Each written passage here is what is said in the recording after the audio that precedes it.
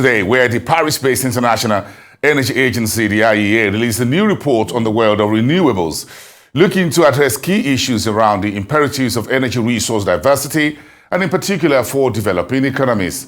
Let's take excerpts from the report launch presentations by Fatih Birol, the head of the IEA, and Hemi Bahara, a senior analyst in charge of renewable energy market, also at the International Energy Agency. The very first thing I wanted to share with you when it comes to numbers is the following. What happened last year, 2023, when it comes to renewables?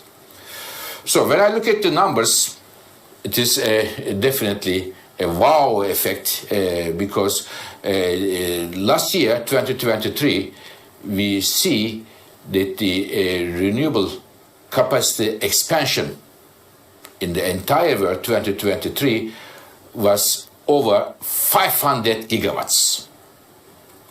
500 gigawatts, which is equal to current entire power capacity, electricity capacity of Germany, France, Spain put together.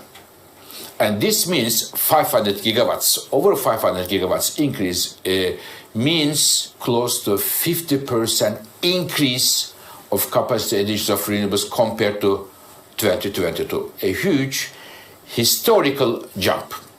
It's a very good news, and the big chunk of this growth comes from solar, and followed by wind and other renewable technologies. Now here, many countries broke records in terms of their capacity additions, new renewable capacity additions. We have seen records in the United States, in Europe, or in Brazil here, and many countries made huge additions, including, for example, India.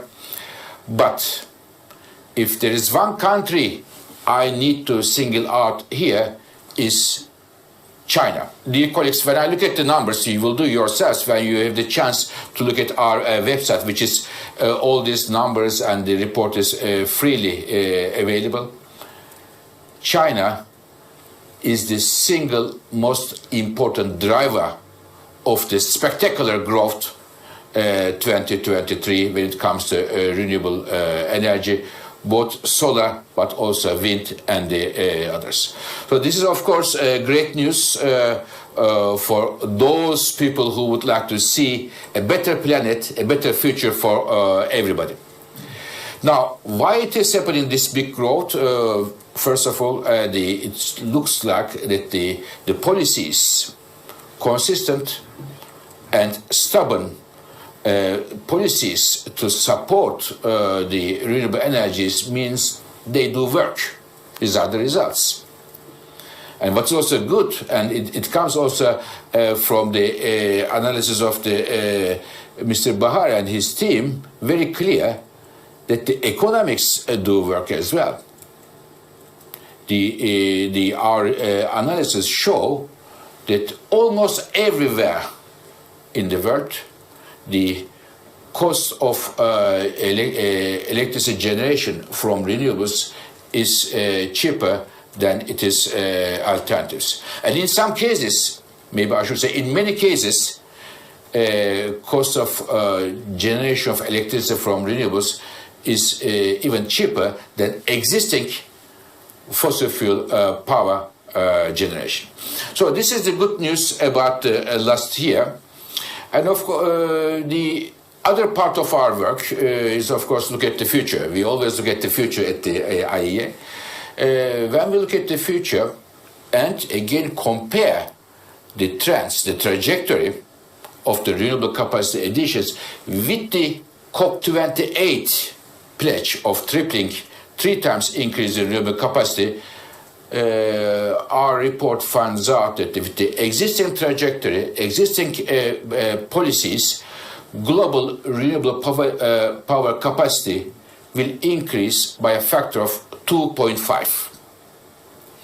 It is not yet there, but it is not miles away from that target. As such, it is definitely an encouraging result. and it is something that we need to build on. And if you ask me where we have to put more efforts, the answer is clear.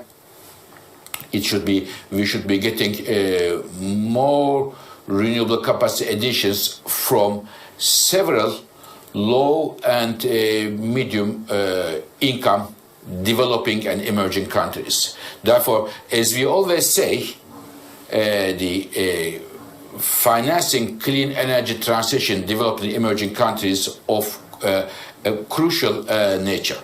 In my view, it is one of the important missing items in the COP28 agreement, in addition to all these positive steps we have seen coming from Dubai.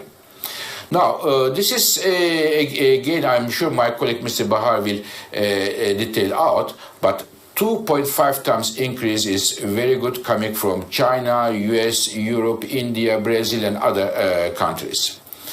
Now, what are some disappointing news, if I have to pick up one of them?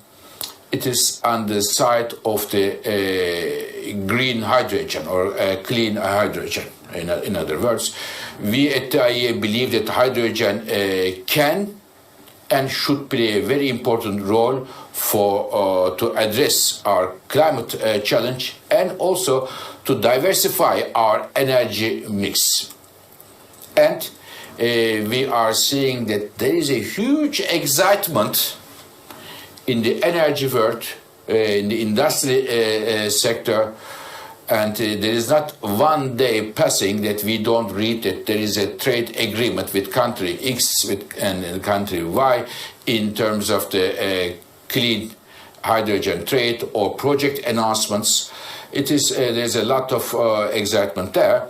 So I ask my colleagues to look into these projects carefully, how much we think, in realistic terms, of these projects which are announced would see the light of the day between now and 2030. Renewables breaking records is not news, but this year we observed, when we look at the numbers over the past year, that the increase that we see is 50%, which is much higher than since more than 2 decades. And this jump is related to China's acceleration, which we can see that China's share in global renewable capacity addition reached almost 60%, the highest level ever we have observed. And also the other part of the story is obviously solar PV, where the prices is going down and competitiveness is improving. Many countries are deploying solar PV projects for decarbonization purposes to achieve climate goals. And we observed this jump last year with solar PV capacity additions almost reaching 400 gigawatts, which is an incredible development that we observe for the future as well. One important note that China has phased out renewable energy subsidies a few years ago and now is fully moving on competitiveness for solar PV and onshore wind, which is an important driver going forward as well. When we look at the future, the coming 5 years, the solar PV's role is going to increase, actually drastically. We expect around 3,700 gigawatts of new capacity becoming operational, and almost 75% of this will be provided by a single technology, solar PV. And there are important trends that we see that the forecast is more optimistic for solar PV. First, I mentioned the costs. The second one is the increasing adoption of small-scale rooftop systems in many countries, both residential and commercial level, because these affordable systems are helping people to save money.